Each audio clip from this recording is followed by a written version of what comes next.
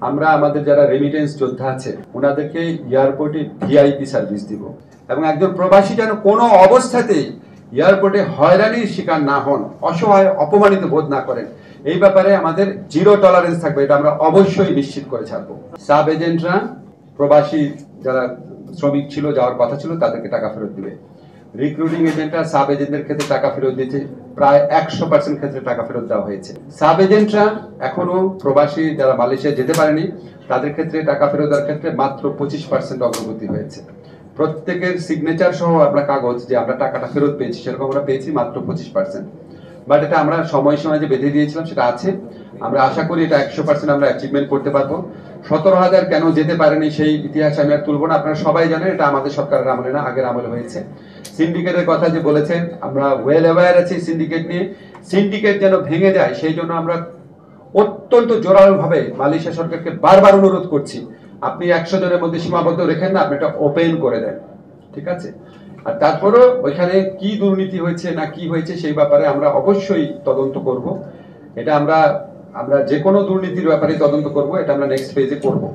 আমরা আমাদের যারা রেমিটেন্স যোদ্ধা আছে ওনাদেরকে এয়ারপোর্টে ভিআইপি সার্ভিস দিব।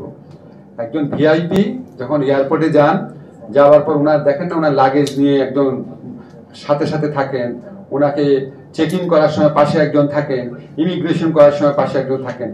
প্রত্যেকটা স্তরে, প্রথম স্তরে আমরা মধ্যপ্রাচ্য টার্গেট করেছি, ইউরোপটা পরে করব। মধ্যপ্রাচ্যে যাওয়া যাচ্ছে, মধ্যপ্রাচ্যে আমাদের অধিকাংশ শ্রম বাজার আপনারা জানেন। প্রথম স্তরে মধ্যপ্রাচ্যে যে সমস্ত শ্রমিক, যে সমস্ত কর্মীরা যাচ্ছেন, ওনারা যখন ফেরত আসবেন একজন ভিআইপি যেরকম ট্রিটমেন্ট পান, লাউঞ্জ ব্যবহার আমরা চিন্তা করছি পরে, এটা অনেক পরের কাজ। এখনকার স্তরে আমরা আগামী 2 সপ্তাহ থেকে 1 মাসের মধ্যে যেটা করব, লাউঞ্জ ব্যবহার ছাড়া বা সেপারেট যে আপনার ইমিগ্রেশনের একটা কাউন্টার ব্যবহার করা ছাড়া, ওটা আমাদের অনেক কর্তৃপক্ষের সাথে কথা বলতে হবে।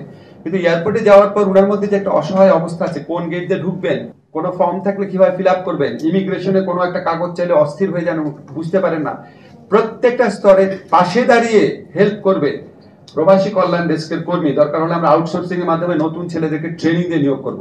সেটা আমরা 2 সপ্তাহ থেকে 1 মাসের মধ্যে বাস্তবায়ন করব। এবং একজন প্রবাসী যেন কোনো অবস্থাতেই এয়ারপোর্টে হয়রানির শিকার না হন, অসহায় অপমানিত বোধ না করেন। এই ব্যাপারে আমাদের জিরো টলারেন্স থাকবে, এটা আমরা অবশ্যই নিশ্চিত করে ছাড়বো। একটা হচ্ছে কি জিরো কস্ট বলতে বুঝিয়েছেন ওনারা যে মানে নন ডকুমেন্টেড কস্ট, যেটা যেটা বিভিন্ন দুর্নীতিমূলক ভাবে দিতে হয়, সেটা তো জিরো করার তো লক্ষ্য আমাদের থাকবেই। তবে আমাদের প্রাথমিক লক্ষ্য হচ্ছে এজেন্টদেরকে দায়বদ্ধতার, সাব এজেন্টদেরকে দায়বদ্ধতার মধ্যে এনে যত পারা যায় ভোগান্তি থেকে রক্ষা করার কি। আমাদের মূল অবজেক্টিভ হচ্ছে যেই টাকাটা ওনাদেরকে বৈধভাবে দিতে হয় তার বাইরে যেন 1 টাকাও দিতে না হয়। কিন্তু আমাদের তো কোনো ম্যাজিক ফর্মুলা নাই, আমরা আস্তে আস্তে আগাবো, যতদিন যাবে তত এই কষ্টটা কমে আসবে, এই লক্ষ্যে আমরা কাজ করবো, এটা আপনাদেরকে আমরা প্রতিশ্রুতি দিচ্ছি। আর একটা কর্মবাজারের যেটা বলেছেন স্থবিরতা আছে, এটা তো আন্তর্জাতিক বাজারে স্থবিরতা থাকলে আমাদের কিছু করা নাই। যেমন মালয়েশিয়া সব দেশ থেকেই বন্ধ করে দিয়েছে, এখন প্ল্যান্টেশন সেক্টরে কিছু লোক নেওয়ার চেষ্টা করছে হয়তো। তো এটা আমরা চেষ্টা করবো, আমরা একটু অন্য নতুন মার্কেট খোঁজার চেষ্টা করছি। পূর্ব ইউরোপিয়ান কিছু দেশে কিছু মার্কেট ওপেন হচ্ছে, সোভিয়েত ইউনিয়নের মার্কেট ওপেন হচ্ছে রাশিয়াতে। তবে সেখানে আবার এক ধরনের রিস্ক আছে, পূর্ব ইউরোপের কথা বলে ওনারা আসলে ওখানে থাকেন নাকি চলে যান, কোনো রিস্কে পড়েন নাকি, তো সেটা আমাদেরকে খুব থরলি ইনভেস্টিগেট করতে হবে। আমরা চেষ্টা করব নতুন বাজার সম্প্রসারণের চেষ্টাও করব।